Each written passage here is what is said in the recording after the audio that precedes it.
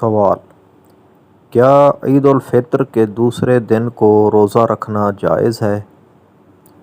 جواب: جی ہاں، عید الفطر کے دوسرے دن کو روزہ رکھنا جائز ہے، کیونکہ صرف عید الفطر کے پہلے دن یعنی یکم شوال المکرم کو روزہ رکھنا مکروہ تحریمی اور ناجائز اور گناہ ہے۔ اس کے بعد بقیہ پورے مہینے میں روزہ رکھنے کی ممانعت نہیں ہے۔ فتاوی عالمگیری جلد 1 صفحہ 194۔ کیا بچے کی ولادت سے روزہ ٹوٹ جاتا ہے؟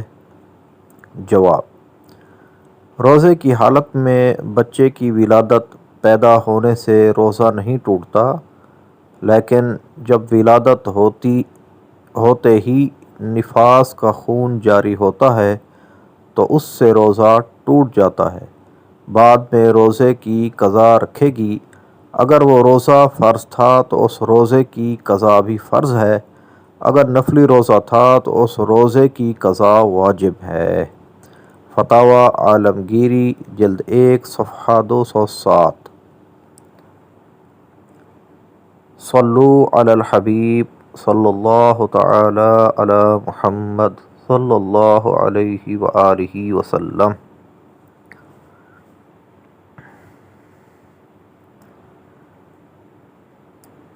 سوال: اگر روزے کی حالت میں جھاڑو دینے کے دوران مٹی اور غبار اڑ کر عورت کے حلق میں چلا گیا تو کیا اس کا روزہ ٹوٹ جائے گا؟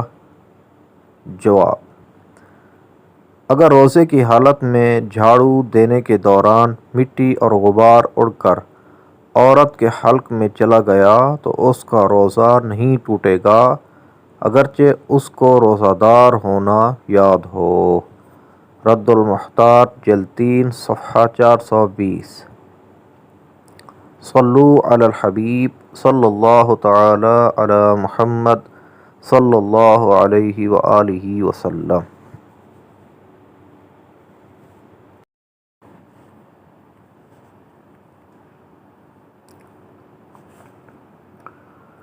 سوال: ایسی مساجد جہاں پر پانچوں وقت کی نماز جماعت کے ساتھ ادا نہ کی جاتی ہو تو کیا وہاں پر سنت اعتکاف ادا ہو جائے گا؟ جواب: جی ہاں، ایسی مساجد جہاں پانچوں وقت کی نماز جماعت کے ساتھ ادا نہ کی جاتی ہو وہاں پر سنت اعتکاف ہو جائے گا، کیونکہ سنت اعتکاف کے لیے ایسی مساجد ضروری نہیں ہے کہ جن میں پانچوں وقت کی نماز جماعت کے ساتھ ادا ہوتی ہو۔